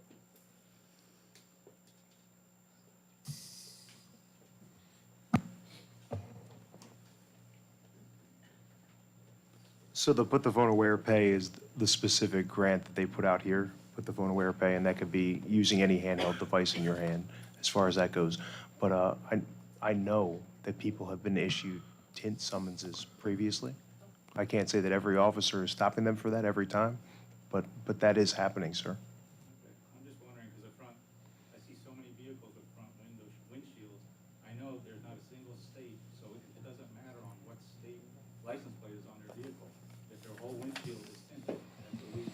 No, I understand what you're saying. There's no medical waiver for that either. Medical waivers aren't for the first crash force. Correct. Council President, can I chime in on that too? You surely may, sir. I just have a question, because I've been, along Mr. Salka's comments, since you're here, Chief Glass, and I know, I think I'd mentioned it to you a couple of years ago, but it's not your fault, but is the township even considering adopting some of these violations as ordinances, as they've done in other communities? I know Willingboro had really big success with adopting the road violation policy and procedure from the state of New Jersey as ordinances. And then that way there, if it's, and I'm not saying it is, a money situation, then the township can collect off the ordinance on township-owned streets. And I think that might be a situation that would lead into this, especially with better results. Just my 2 cents again this year. Thank you, Mr. Ward. If I could add into that question as well, if they are if they're registered in New Jersey, and they have tinted windows like that that violate it, is the inspection stations not flagging these cars for that? You know what's funny? I just got my car inspected about 2 weeks ago, Charles. And honestly, all they do is you drive over the mirror. They don't even check safety anymore. My two front tires were bald. And you drive over the mirrors, and I'm not even joking, right? You drive over the mirrors, they plug your car in, the OBD2 into the car, up you pass, and they throw a sticker on it. They don't even jump on your bumper anymore, thank God, like they used to. Yeah, everybody remember that. I used to beat the crap out of your car. But yeah, no, they don't check it. Everybody done? Okay. Good evening, everybody in general. My name is America Phillips. I've been living in Presidential Lake, Pemberton Township for 46 years. I've been noticing that my development now is getting nice. I start walking more. Okay, I know that nothing has been done in the old warehouse. Used to be a store in there in the old days. They said they were taking care of that. But look like somebody knocked the doors down. Now they just putting with nails, pieces of the wood there. Can you guys check it out that? Because the spring is coming. Kids will be wander around there. I noticed also, I was told in the past, the signs for no litter signs came. Okay, I took my time today. I left my house 5 o'clock this afternoon. Stopping every single place. Took Route 70 to Spring Lake Boulevard. And I noticed only 2 signs are, and what happened when you get out for Route 70, a quarter mile down, that's where all the garbage is. There is no sign in there. And that's not the state property, that's township property, okay? What they did was they put 2 signs close together. We need 4 signs or 5 signs in that. So they put it right away next to each other, nothing in the left. I know that they did it in the development, but how much they spend for these signs? Or who designed those signs? They are black and white. And I will appreciate it if they put some more signs in there. Because the good weather is coming. I'll be doing cleanup March 14. That's my best spot there. I collect 6 bags, halfway only. The other people coming up the other way. And we need more signs in there, please. And I noticed they put a $1,000 fine. That's a fine. That's big me. I go for $1,500, $2,000. Teach them a lesson. Take only 1 person. That's it. Be honest with you, the word pass. Okay, I also noticed the good weather is coming. Poor old Pat's hoping we'll be back. We got to go to the bathroom, too. We go to the bathroom 24/7, too. Not only in the winter, not only in the spring, in the summer, or in the fall. In the winter, we also go. That's where the story the other mayor stated. It's winter time. We don't go down like the snacks, okay? Okay, now I want to know, I was reading my agenda here and mentioned Treasury Island. Where is Treasury Island? Okay. Okay, my next thing will be, I need to know, because I drive most every day in town, what is going on with Sycamore Hall? I hear they are taking that. Come on, don't wait until it's too late, please. We need that historical building. We brag about it, how old is Pemberton, that we're going to celebrate 180 years. Do you know the best present you can give it to your resident in this community? You, one day, you come and tell them, guess what? You got a Sycamore Hall. Will be the best thing you can do in our life, okay? I was not born and raised in here, but I'm reading a lot of books, and what are you saying in here? I got it in my books. Okay, now, I noticed also, speaking in reference to the vehicles, this will go to the chief. In Presidential Lakes, we got a traffic light there. And that's between the township, well, the police chief is involved in that too. We will appreciate it if you request to the state to put us a camera in that development in the traffic light, please. They destroyed all my flowers this past year. That's good thing was not a human person where they been taken with them. I know I cannot do nothing about it, but you the one gotta push the wheels. Okay, for the police chief also, the car with the muffler noise, heavy noises and everything. When they leave my development, they can come on Route 70. The noise is still going on, and guess what? If you are sleeping in the middle of the night, you will wake up. I live in a crossroad there. It's New Hampshire Road and Tennessee Trail, and they put a sign in there, yield sign. Guess what? You may as well remove the yield sign and put a stop sign. The people has a speedway there. They racing from one place to another. They don't even bother to stop. And my concern it is, I have 4 buses stopping there in the morning. And the stop sign is on New York Road, that was a joke what they did. You park 6 o'clock in the morning there, guess what? You will have fun in there. When I walk in there, I see what is going on. All right, Ms. Phillips. Okay, Thank you. my time is up, and I just want, okay? Let me just go in my ordinance. Please. We need this ordinance to be passed. The otherwise, we were not in what we are right now. As a taxpayer, I know that I've been paid money for that. And the ex-mayor, guess what? That is Wade. They say you cannot touch him. As a military widow, I know how can touch it, okay? If you guys want to really get the money, you know how to get the money. He get a pension and he get everything.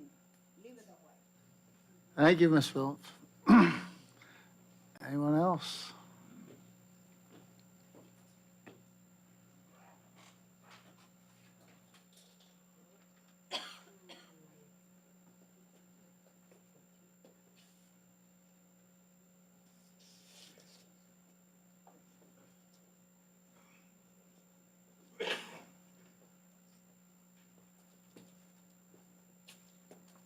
Said I would bring my map. Brought my map.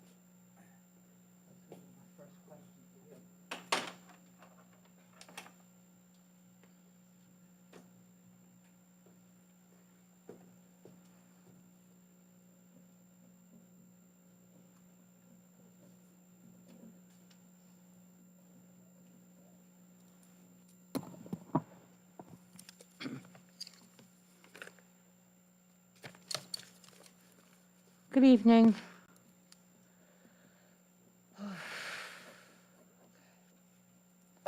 Okay, Rosemary. Hello. Michelle. I brought my map Michelle, tonight. state Yeah, your okay. name just for... My name is Michelle Foreman. I know I'm supposed to address you. I brought my map tonight so Rosemary could see it. I would like to know if before I leave this meeting tonight, somebody could show me where the water lines are for the 4 phases on that map. Could somebody do that before I leave? Okay, thank you. really don't want to be up here talking tonight. Really don't want to be up here talking tonight. But anyway, first thing I'd like to address is Mr. Harper. Number one, when people are flailing their arms at me, when people are distracting me when I'm up here, being very rude and discourteous to me, and everybody is ignoring this behavior, what do I do about it? Because I'm going to say something to somebody when they do that to me. And when I say something to somebody about it twice, you're telling me that you don't want it to escalate. Where I talk to somebody in the most calm and cultured manner that I have ever seen anybody address an issue like this. Now, Mr. Harper, you keep insisting that I continue with my talk and ignore bad behavior. Now, when other people come up here, big guys will say, who scream at other people and fight back and forth, you don't say a word to them. So that's my first question. How are we going to address this? I know Joshua Ward loves the word decorum. Somebody has to maintain the decorum in this room. I cannot control what happens when people are on YouTube or whatever you talk about, because I really got a gut punch from the last meeting. I got a real gut punch. I was so upset about this because I backed this man up, Mr. Dewey. I back him up when there's a problem. A lot of times there's nobody else backing him up but one or two other people. When you guys kicked him to the curb, when you were trying to get the mayor and you told him he could be mayor, I backed him up. Now, I just want to say I was devastated when he was making comments during the last YouTube. I don't even want to talk about what he said to me. I'm glad to know how much he hates me, because I will never be stupid enough to stand here and back him up ever again. I'm making a public proclamation, and I am not here anymore to spare anybody their feelings, certain people anyway, because nobody's sparing my feelings. I mean, some people aren't. You are an exception. I will say to you, Mr. Doyle, if you don't mind me saying, you're different.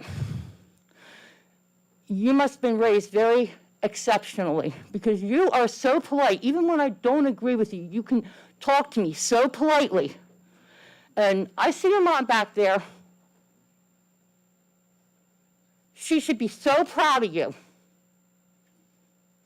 And I said to Mr. Glass tonight, I said, you know what? I don't hear anybody say anything, Chief Glass, I don't hear anybody ever say anything bad about you. I said, everybody loves you. But you know what? Everybody loves you too. I just want to say that I'm proud of you. Even if we don't always agree, okay? You have a very courteous way of speaking to all the residents, and I appreciate that about you. And you could be a good example to the rest who don't care about my feelings, which is okay. I can handle it. Trust me, I can. I'm not happy about it, but I come here for a reason. The other thing I want to say is, the question is, who's paying for this Pole Bridge playground? The other thing is,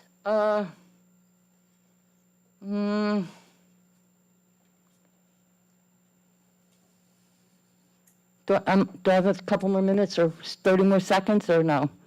Do I have 30 more seconds? That's not good. Okay, so I guess that's all I can say tonight. I do have questions about this. Can you just tell me, well, my time is up, so that's it. But I have my map here. I'll try to catch you after the meeting, okay?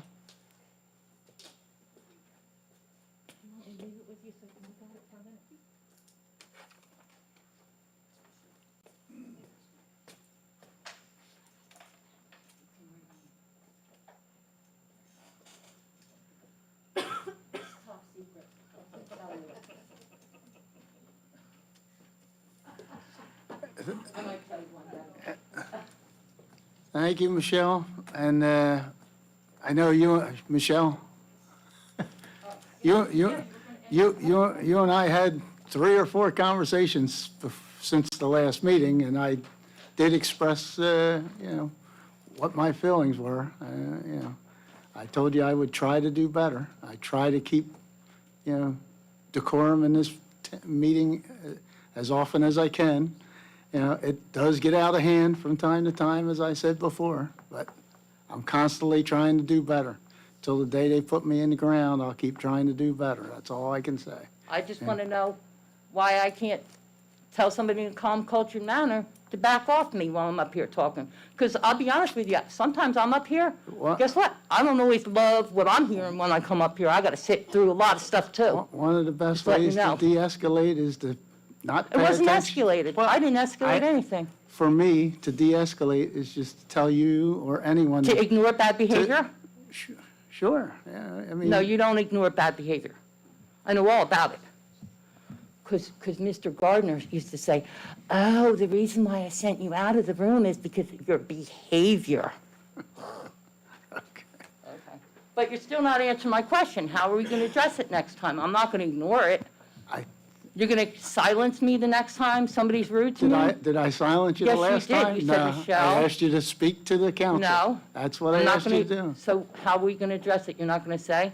I told you, I'm just going to try to do better every Yeah. time. That's all I can do. That's all I can promise. Mm-hmm, okay, we'll see. Anyone else for public comment? Perry, you went on the over tonight.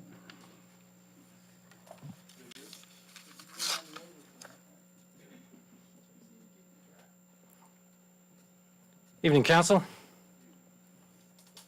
James Boland, 226 Filbert Avenue. I want to touch on one thing, and I'm touching on it because I'm going to bring up one subject that leads to other subjects, and there's just not enough time to talk about all of it. But I'm going to start by saying that I think everyone in this room could probably vividly remember an example or a time when someone, perhaps yourself, a neighbor, someone you know, received a notice of violation for something relatively minor and thought, with all of the issues in town, why is this being issued? I think most people know what I'm talking about. And I've been keeping an eye on my own neighborhood because I think it's actually a really good example of that. And I've mentioned Press Avenue, and it's a real good street to look at when it comes to examples like that, because it's been decades. It's been plagued with so many problems. And once in a while, one problem goes away, but then another one takes its place. And you've got properties with cars all over the lawn. You've got properties where cars are spilling into the woods.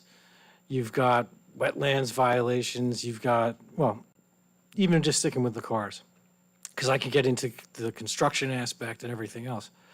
But we're talking about areas that are regularly patrolled. Code enforcement will go by these major eyesores day in and day out, dozens and dozens of times. And I'll do the OPA request to find out, okay, what are they issuing violations for? And time again, over the years, it's always been minor violations are being addressed, and the major violations are not. To the point that even if a major violation does generate a notice, I'll look through the records and I'll see that the case would get closed.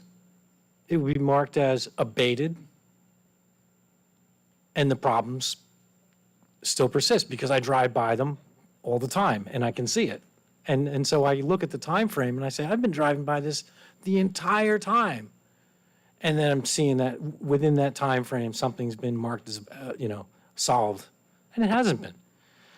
And I brought this up with this council, the last council, the council before that. And we've had turnover with basically every department and staff member since, and these problems still persist. And you drive down Press Avenue, and if you drive slow enough, I mean, if you're trying to cruise by at 35 miles an hour, you're not going to see it. But if you're looking and you're staying within the speed limit, you're going to see things where you say, that doesn't look right. And how long has it been? That's been like that for years. It's just not right. And one of the things that I've been noticing as I've been doing these requests is that even if a major violation gets addressed, and even if that ends up in court, what happens is that violation does not end up back in court for at least another year, more than a year. And so what that means is our system of having escalating fines for continued violations never gets utilized. Everyone's starting with a clean slate. It's always a first offense. And if you think about it, that's the violator's way of paying us off, literally paying us off to let that violation continue. And I'm wondering if anybody's been down Press Avenue within the last few months.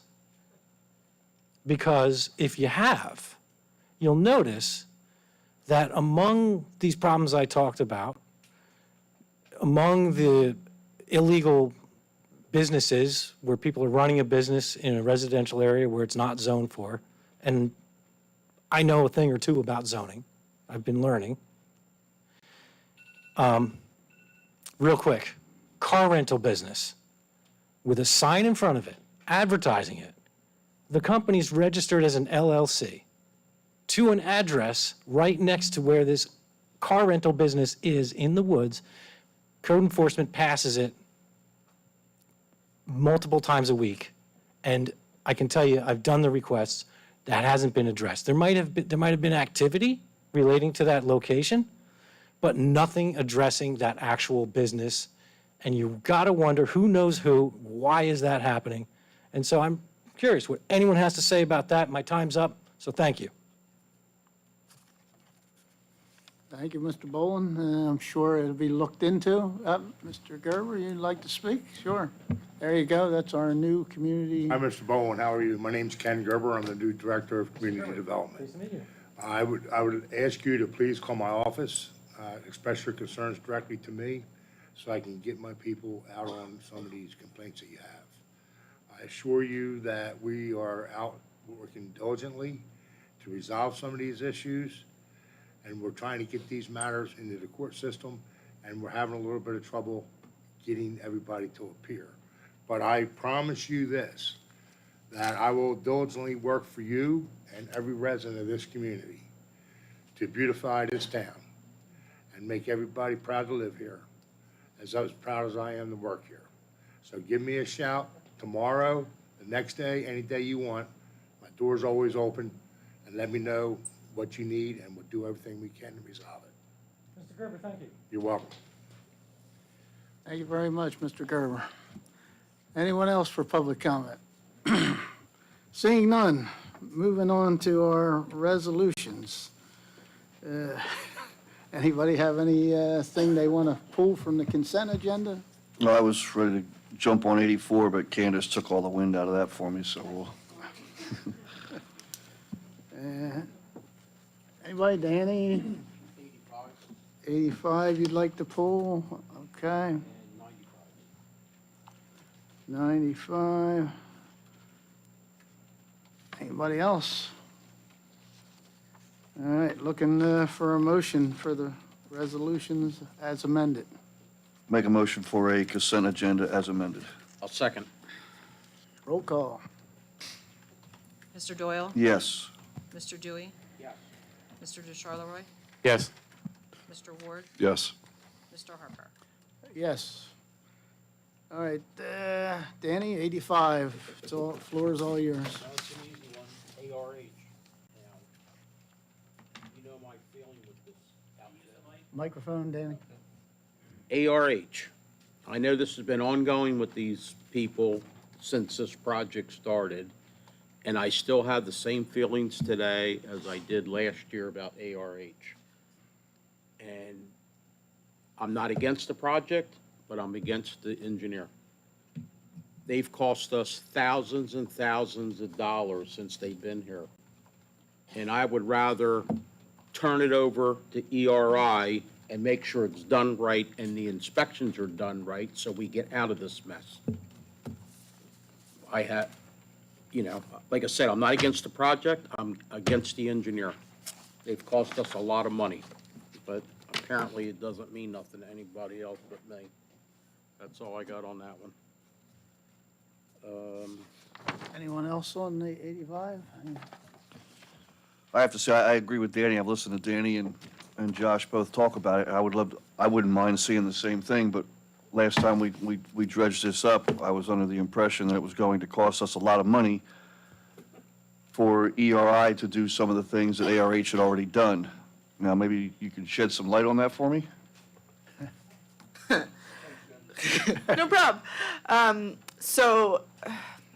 This is a larger, because this project is multi-phased, and there's money coming from the state / the Pinelands for it, the switching of engineers in the middle was suggested that it was not going to be a good idea, and that came from the state.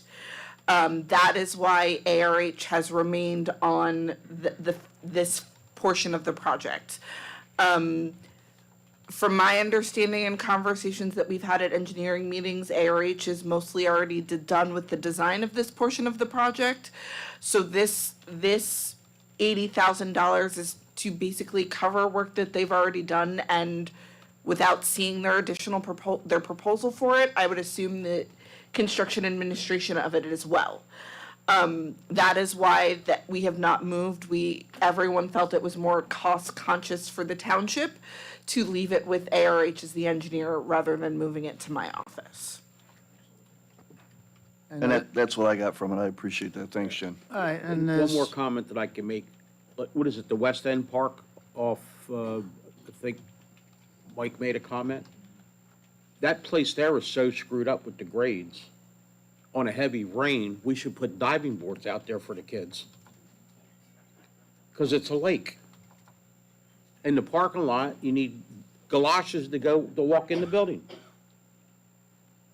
And nobody ever followed through with ARH, and they made millions on that job, and it's a mess. Wasn't me. That's all I got. Okay. As I was at the last few engineering meetings, again, as Jen said, the financing through the state and all for the grants and stuff, they wanted to keep the same people on. I believe ARH has given us a second effort here. They've, showed renewed vigor, and I think they're giving us our best effort. This is probably one of the last projects that they're fully in charge of. They're handing over the KHOV project once that goes out to bid. All the road projects down on Lake Shores have been turned over. So, just for the sake of the grant money, we need to stay with this firm. That's about all I can say about that. And thanks for ARH, that's how we got the Greenberg Farm development. Their guy testified against us.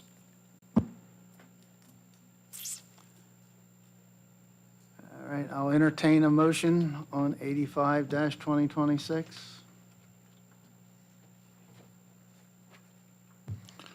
Make a motion to approve 85-2026. Second. Mr. Doyle? Yes. Mr. Harper? Yes. Mr. DeCharleroi? Yes. Mr. Dewey? No. Mr. Ward? No. All right, Danny, 95 is your next one? Yes. see a refund for, foreign daughter. I just want to make sure that all the paperwork is right. Foreign daughter, they're up here for a refund. I'm just making sure that all the paperwork is correct and we have all the fees that are due us before we cut them a check.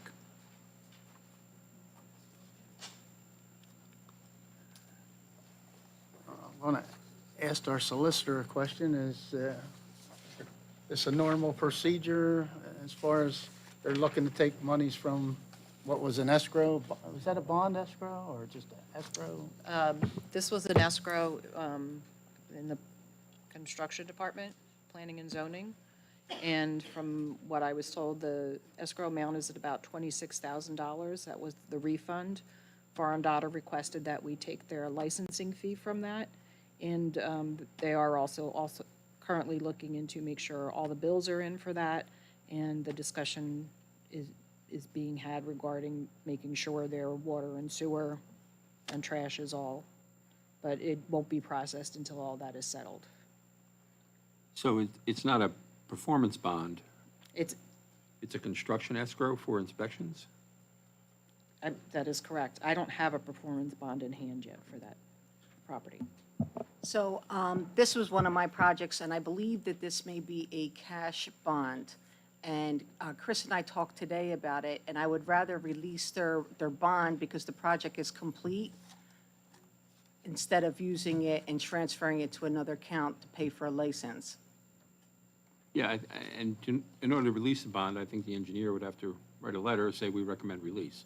Right, and I believe that Remington and Vernick did write the letter.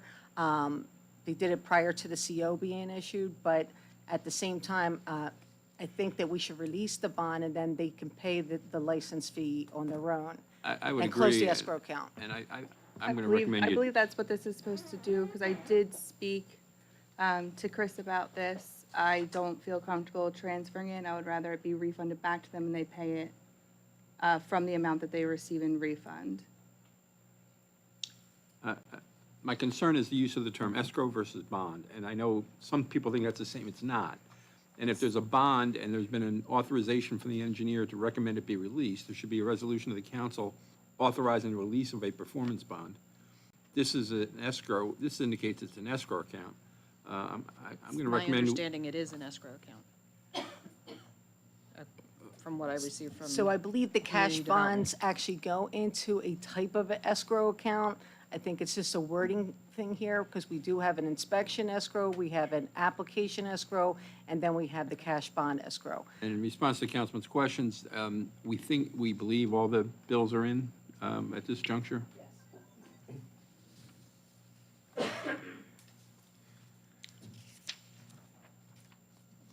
If the township is satisfied that all the bills have been paid, this would authorize a refund of the escrow account, and they can write a check for instead of transferring it over, and I would agree with that process.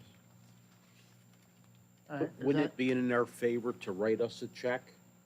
And then when this thing is all over, refund them the money? I believe they're entitled to the refund at this juncture.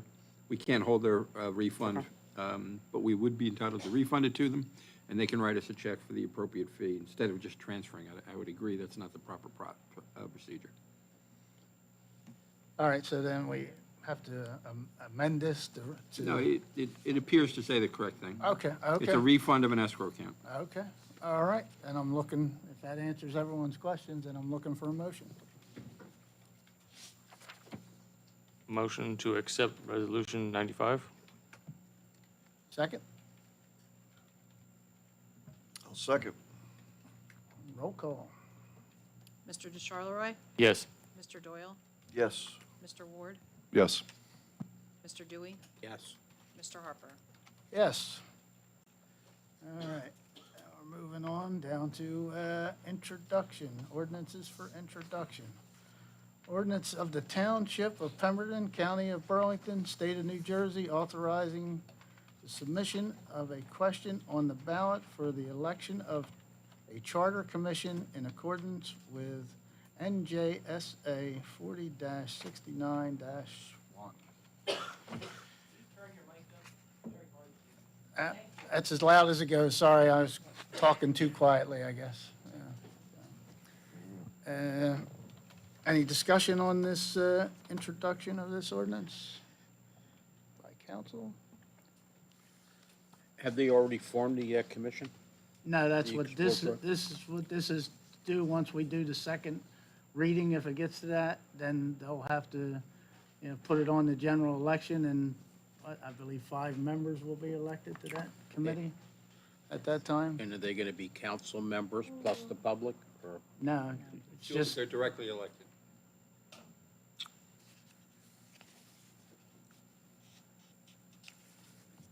Because they got to do their homework on this, because you could really be worse off than you are today. And I'm not in favor of the Faulkner Act, because in my opinion, it's designed to protect bad politicians. And the other way, being that I'm a lifer here, I've seen in the past when the council members were appointed to the police commission, road department, water department, it didn't turn out good. So somebody's gonna have to really do their homework, whoever involved in this, because the one that we have now is bad. It could use some tweaking, but it could go really bad the other way. That's all I got to say. I think a couple of the people in the audience brought up, it's only as good as the people on the committees, councils, and stuff like that. I've said it before when I was running for election. It's not about the form of government, it's the people in the government, no matter what kind it is. Anybody else have anything to say? If not, I'll entertain a motion to move this on for a second reading. Amy, what are we looking at, March 18th? It doesn't require additional advertisement, Mr. McGuckin? No. March 18th. Make a motion to introduce ordinance number 12, 2026 for second reading and public comment at the March 18th meeting. I'll second. Mr. Doyle? Yes. Mr. Ward? Yes. Mr. Dewey? Yes. Mr. DeCharleroy? Yes. Mr. Harper? Yes. All right, new business, purchases over $3,000, recreation, fireworks show, water carnival, $14,847. Any questions, comments? I have a question. Go ahead. I'm all for the fireworks. I have a question, because I have no involvement with what's going on with the water carnival, your 180th anniversary. Has anybody applied to the state for the water carnival in order to have the motorboats on the lake? Not as of yet. Well, if you're gonna have a water carnival, you need boats to pull floats. Definitely, yeah, we are working definitely on the permitting now. The Okay. various permits that need to I be just put out. wanted to make sure that somebody notified the state, so this thing doesn't get canceled at the last minute. Yes, sir. Okay, thank you. I know Alex had asked a question before about this, Mr. President, about how long $14,847 is going to get us. I know that's probably one of the higher numbers that I've seen in a while, and I can tell you the last 4, 5, 6 fireworks displays here we've had in Pemberton Township, none of them have been disappointing. And it's impressive, absolutely impressive. So I'm sure that whatever they put on, Alex, is going to be spectacular, especially for an anniversary like this. Yeah, it's probably possibly 13 to 14 minutes. But the Schaefer says it's gonna, they're amping it up more so than they have in the past, so. Fantastic, thanks, Colonel. Mr. President, may I? Yes, go ahead. We are applying for UEZ funds to pay for those fireworks. All right, makes it even better. Looking for a motion. Make a motion to approve new business A1. I'll second. Mr. Doyle? Yes. Mr. Dewey? Yes. Mr. DeCharleroy? Yes. Mr. Ward? Yes. Mr. Harper? Yes. New business A2, community development license software renewal for SDL management software in a total amount of $19,872.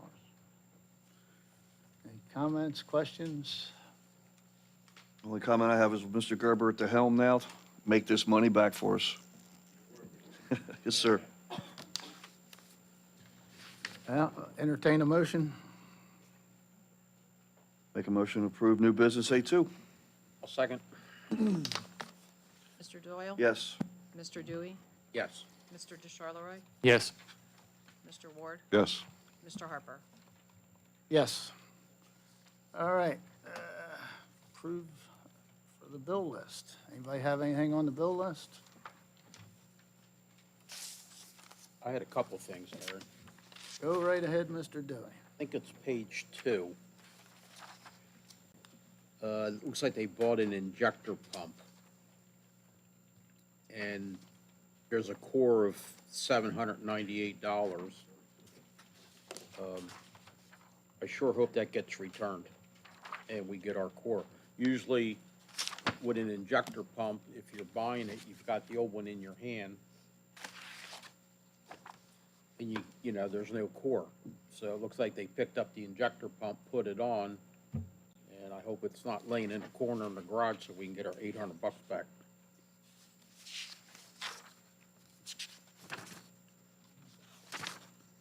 I see a mention of the core charge there, so I'm Yeah, sure they're, which means sure they're aware. They Yep, didn't get the old injector pump. yep, I'm sure they're aware, but we can make notations.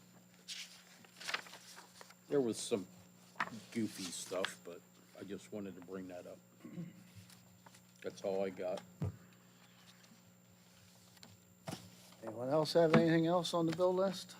If not, One thing I wanted to point out was I couldn't go without saying, I see our ex-mayor is still hitting us from the past to the tune of almost $5,000 this month, even in his absence. Was that legal bills, Barry? Yes, sir. cleaning up some stuff. Yeah, well. Call it what you want. Make a motion to approve bill list. I'll second. Roll call. Mr. Doyle? Yes. Mr. Dewey? Yes. Mr. DeCharleroi? Yes. Mr. Ward? Yes. Mr. Harper? Yes. All right. Solicitors report? Harry, before we go to that, can I throw some things out here before we wind this down? Sure, go ahead. Hopefully, at the next meeting, we'll be able to get the answers on the Wawa in the school. The readings are in, so we have a good idea of how much money we have to collect and how we're gonna collect it. So regarding the Wawa, I was informed today that they were sent letters and that they have been paid. There's like $3.95 due. I did request to see those letters because it was handled by the previous mayor to make sure that they actually billed them correctly. As far as the school, we are identifying that and they will be billed correctly. Okay, but what did the Wawa's new rate go to? So it went from $0.84 a quarter to what I saw was like $788, and that's my concern, is because that still seemed very low to me for a super Wawa that's open 24 hours a day. But I would think when the hot weather finally gets here and they have their sprinkler systems up and running, it's gonna go up. That's correct. But I would think right now with the winter, that's probably not a bad number. I don't, you know. It's been like that, they've been averaging it like that for, I guess, the last 4 quarters. That was the back billing included. I think it's kind of low for a super Wawa. But I'll report back on it to you. Okay. I just wanted it on the record so that we can make sure that it's on the next meeting. Thank you. All right, and I'm going to give it to Amy for a second. She's got a public service comment. Yeah, I normally don't get my own comments, but I just wanted to make the public aware that county is doing redistricting in Pemberton Township for election purposes. We will be getting at least 3 new districts. Those districts won't be finalized until their meeting of March 10th. So I just want everybody to be aware, and when you get your sample ballot that tells you what district you're in and where your polling location is. So everybody should be mindful of that when they get their sample ballots this year. That will go into effect for this primary, the June primary. So as soon as we have the information, we will post it up on our website. Just if everybody could spread the word so people aren't screaming and yelling on primary day. Amy, what's the reason for that? I mean, our population's down. I would think if it went up, absolutely, we'd need more. We're not the only town that's being redistricted. Everybody is aware of what occurred at the November election in 2024 with the long lines that occurred throughout Burlington County, and it triggered the realization that a lot of the districts in some towns, it's not just Pemberton, but it's not all Burlington County towns, were way off. Like, we had one district that had over 2,000 voters, and the district right next to it only had 500 voters. So even though our voter number is not really different, we have 19,000-something voters is the last number I saw. It's redistributing the number of voters per district so it can be better handled. And they will address the number of machines and things like that. It's not a major difference. The biggest difference is going to be those that vote at the library and those that vote at the senior center. That's where we're going to see our biggest difference, and we'll do everything we can to make sure that the numbers can be handled. So that's it. All right, mayor's report. Thank you, Harry. So a couple things. Myself, Roseberry, and Council President are working diligently to try to take Sycamore Hall back. I think we're making progress, and I'll keep my comments at that. We're also working very closely with the New Horizons development, New Horizons developer for the new Wawa and Taco Bell. Those talks are going well, moving along. Hopefully, we'll be closing on that shortly. A couple of township municipal employee things. We started an employee spotlight program, so just recognizing our employees on a regular frequency, just recognize the great work they do. And lastly, I was able to attend the Black History Lunch at the high school a couple of weeks ago, and it was amazing. The kids at the high school did a great job putting that together. The food was, you couldn't get better food at a restaurant. It was really good. They did a great job. That's all I got. Thanks for being here. Have a good night. Business Administrator. I just wanted to update Councilman Ward that the 2023 and 2024 audit has been loaded into the DCA system that's called FAST. Second, I would like to let the residents know that the affordable housing program, the Rehab Your Homes, if you meet the requirements of low to medium income family, has started again. We have 3 new applications that'll be on the agenda at the next meeting. Please reach out to Community Development. Please feel free to reach out to me if you're interested and you would like to apply. Thank you. Enjoy your night. Would any of our professionals like to have anything to say? No? All right, well, we appreciate you being here for all your help. Councilman Ward, how about you? Thank you. Just want to thank everybody for coming out tonight. Didn't seem like we lost too many people, so I apologize for my absence at last meeting. I was severely sick, so I didn't want to come in and contaminate anybody. So I hope you all have a great night, and we'll see you at the next meeting. Thank you.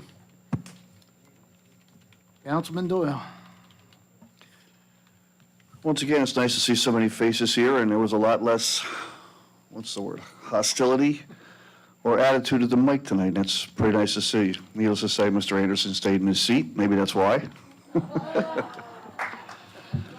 Michelle, I'd be remiss if I didn't say I appreciate your comments. They are very much appreciated. And I just want to maybe try to reiterate to you what maybe what Harry was trying to say. And it has a lot to do with my upbringing, but also has a lot to do with the training, as Chief Glass would attest to, too. Sometimes when there's hostility in the room, it's better just to be a sponge. And the best way I can describe that to you is if you take a ball and you throw it at me, and I start figuring, well, I'm just going to throw it back at you. Well, what are you going to do? You're going to throw it back at me, right? Maybe if you just throw that ball at me in hostility and I just catch it and just hold on to it, the hostility's over. So sometimes it's better just to be a sponge when things go awry a little bit and just let it happen. Sometimes in our career, the worst things you could even imagine could never be said up here at this dais that I've heard. You just smile and you have to go on with your job, you go on with your life. Let it roll off. But if I've ever said anything or done anything to make you feel remiss, I apologize for that. I hope I never do.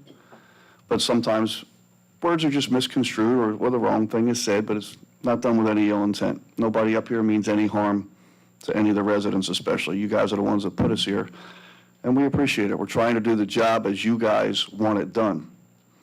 But we have to put our input to try to coordinate what it is you want and try to make that happen as best we can. That's why the 5 of us, you see 5 yeses up here, it's because we all believe it's right for you guys. But there's a lot of 3 to 2s, 4 to 1s. We have a difference of opinion, but we still have to move on. But I do appreciate the support, and thank you. Have a good night, everybody. Mr. Dewey? Well, one thing I can say is I was gone for 7 weeks, and there's no place like home. I'm glad I'm home, be with all my friends and the community. But it was good to get away. I did bring some good weather coming. It's going to hit here about Friday or Saturday. There was a lot of construction on 95, and I think it slowed it up, but it'll be here by the weekend. I want to thank everybody for coming out. Missed you guys. And the last comment I can say, remember, vote for Dewey. Charles, how about you? I just wanted to give thanks to all the road crews that were out during this the massive blizzard we had. It was outrageously heavy snow.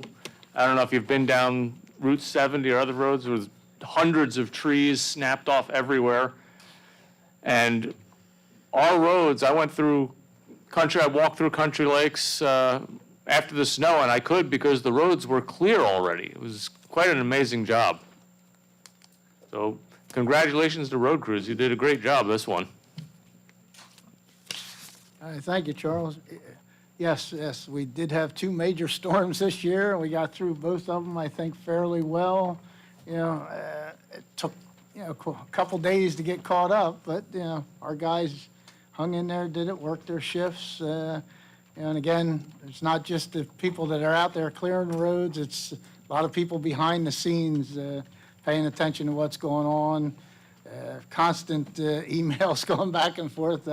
I know I was linked in, and even though I'm sitting in my comfortable house, a lot of stuff's going out there over those 48 to 72 hours, so there's a lot of people to thank, behind the scenes and out there on the roads. We appreciate them. Hope all you people come out. As I mentioned, March 10th is a little event for the 180th at the train station from 1 to 3. There's another event on the 14th at the Country Lakes Firehouse.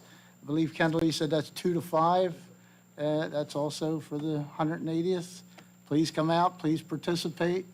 As a community, that's what we need, to get out there and communicate with each other, just say hi to each other, shake each other's hands, and try to do the best we can. That's all I can say. I'm going to keep trying to do the best I can.